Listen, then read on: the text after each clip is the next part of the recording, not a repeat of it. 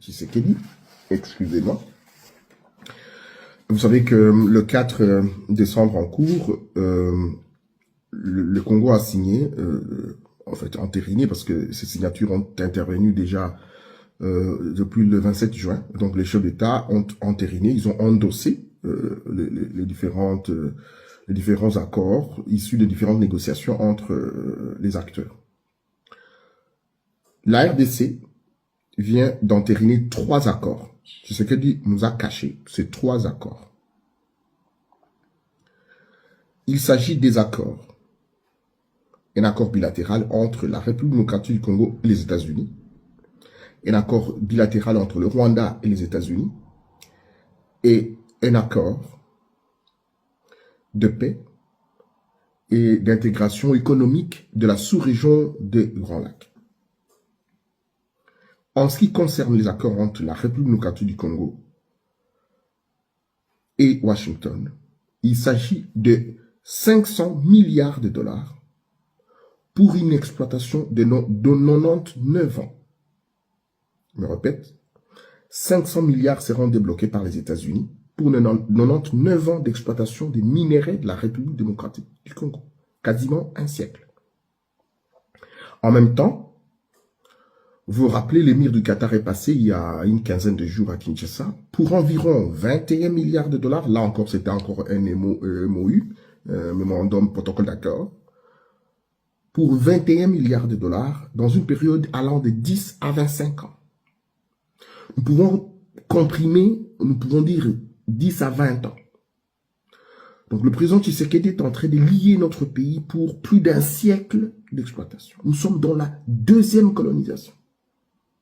Par un colon blanc à la peau noire, qui est notre propre frère Félix Tshisekedi. Des choses que Joseph Kabila n'a même pas osé faire. Il va parler demain à l'Assemblée nationale, le Sénat, dans le cadre de l'audition, je veux dire, l'audition du discours du chef de l'État sur l'état de la nation. Posez-lui la question de publier, juste publier les annexes. Vous avez des journalistes dits d'investigation, il y en a qui ont été même aux États-Unis, escortés dans la délégation propagandiste de Kinshasa, et qui n'ont pas pu avoir, comme quelle Afrique, à accéder à ces informations. 99 ans d'exploitation de minerais d'un pays, où vous n'avez pas consulté les gouvernements. Ça n'a pas été discuté en conseil de ministres. Paul Kagame, nous pouvons tout lui reprocher, c'est un criminel, c'est un souci. Il a été orthodoxe dans la gestion. Il a d'abord amené la question, lorsque chaque fois sa délégation revenait avec ses accords, il a soumis la question à son gouvernement. Ils en ont fait des débats. Il a envoyé à son parlement pour que la représentation nationale puisse s'imprégner des questions. Et s'il y a des amendements, qu'il puisse le faire. Ensuite, on retourne à son gouvernement.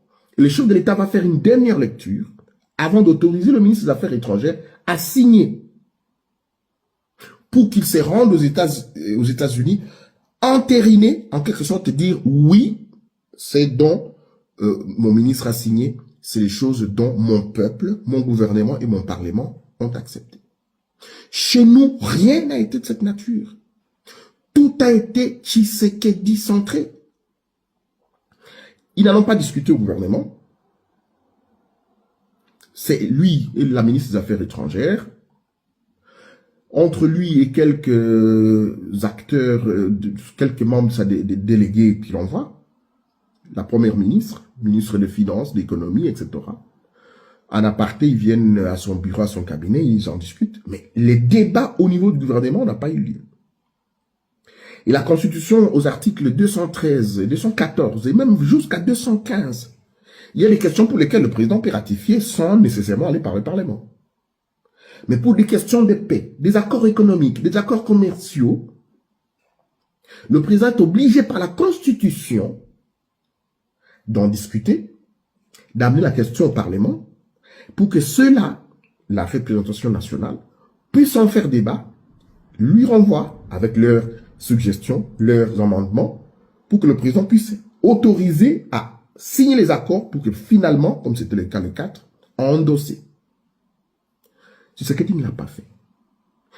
Et l'une des sources de Quelle Afrique me confirme hier soir, que c'est l'une des raisons pour laquelle il a fait précipiter le départ de Vital Kamerhe, parce que Vital Kamerhe n'allait pas faire passer les accords de 500 milliards de dollars pour l'exploitation de 99 ans. Et vite, il a fait partir.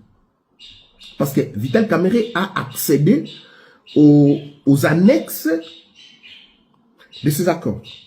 Les annexes que Tshisekedi doit nous publier. De toute façon, je ne suis plus dans la dénonciation. On doit lui faire partir par tous les moyens de droit ou de fait. Un peu comme ça se passe au Bénin, même si les choses ne semblent pas très bien marcher là-bas. Mais ça marchera un jour. Et bravo à mes compatriotes de Bénin. Il va faire vite partir Vital Kamerhe. Les 3 accords. Et vous avez eu des témoins qu'on appelle les différents chefs d'État qui ont été appelés. En réalité, ce sont des États profiteurs de la situation de la République démocratique du Congo. Il y a d'une part des États qui sont avec la RDC, comme l'Angola entre guillemets, le Burundi entre guillemets, mais ces pays-là ne voudront pas d'un Congo stable. L'Angola, par exemple, est un pays qui a dépassé 50 milliards de dollars de budget annuel. Donc, ils souhaiteraient que l'Angola souhaiterait que la RDC soit un pays d'exploitation, de consommation, mais pas un pays de développement, pas un pays autonome de progrès. Le Rwanda, le Burundi, l'Ouganda, je vais dire, et le Kenya, c'est le pays qui, visiblement, agresse la République démocratique du Congo. Ces États ont chacun une zone d'influence. Si l'Ouganda prend une partie du Nord Kivu, le Rwanda est dans une partie du Nord Kivu, le Kenya, lui, est dans les finances. Et dans l'économie en RDC. De sorte que celui qui contrôle les finances contrôle l'économie. Celui qui contrôle l'économie, il contrôle la spéculation. Celui qui contrôle la spéculation, il peut en tout moment contrôler une révolte. Premier élément, 500 milliards de dollars pour 99 ans, plus les 21 milliards des Qataris pour environ de 10 à 25 ans. Donc nous sommes partis pour 125 ans d'exploitation. Et demandez à Tshisekedi qu'on vous donne la date. Dans les accords, allez lire les accords. On vous dit que ces accords ont une date illimitée. Donc le pays profiteur, le pays agresseur de la RDC et le pays profiteur de la RDC ont été appelés à témoin. On parlait dans une autre page de l'accord d'intégration économique régionale de l'ouverture par la RDC. Au fait, le président Tshisekedi, qui a dénoncé le pillage illégal de nos minéraux, est allé en quelque sorte légaliser le pillage des ressources pour vous dire, bon tiens, ok, maintenant, vous pillez de façon plus solennelle, plus officielle, mais nous ferons de cette manière-ci. Il y a le corridor de Lobito qui va du Katanga, du Grand Katanga, qui va acheminer les minéraux vers l'extérieur. Et on va construire quelques infrastructures, notamment les routes, les chemins de fer et l'énergie électrique, notamment au barrage d'Inga, ou nécessairement pour faire tourner les grandes usines qui vont venir. Mais la transformation, même si le conditionnement peut se faire en une partie en RDC, mais la transformation, le manque à gagner qu'il y a, ça se fera aux États-Unis. Et le deuxième corridor, parce que le corridor de Lobito va jusqu'à l'océan Atlantique, mais le corridor qui vient du nord et sud Kivu va aller par le Rwanda vers Mombasa. Vous m'excuserez.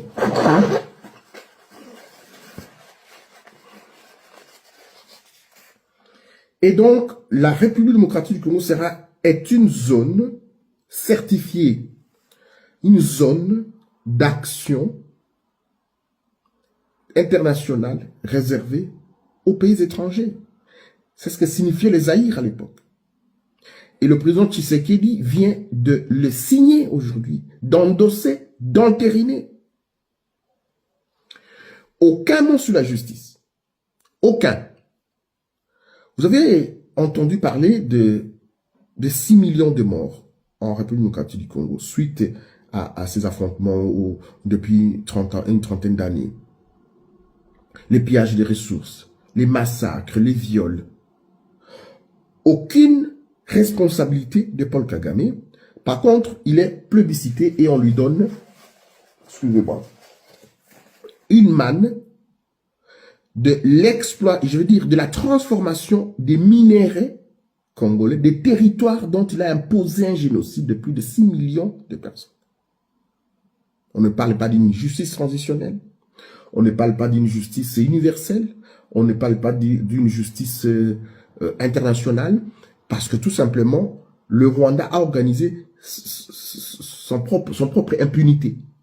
Son propre impunité, le Rwanda ne fait pas partie de la Cour pénale internationale. Donc, de ce fait, il est récompensé de cette nature-là. Signé par le président Félix Tshisekedi. Un autre élément important